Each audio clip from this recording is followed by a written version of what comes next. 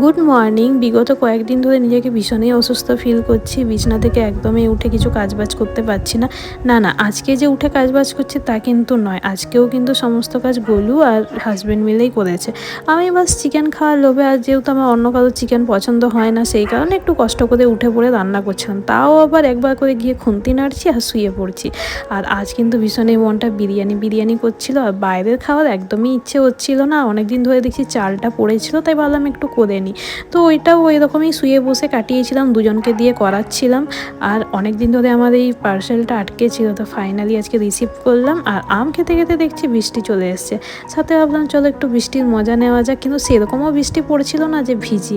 ব্যাস, আমার বিরিয়ানি রেডি। আর না খুব কিন্তু যে অয়েলি বা খুব একটা যে মানে মশলাদার হয়েছে তা নয়, কিন্তু আমার কাছে এটাই যেন সেরা। তো কার কার বিরিয়ানি ভালো লাগে অবশ্যই কিন্তু কমেন্ট করবে। তো bye and thanks for watching.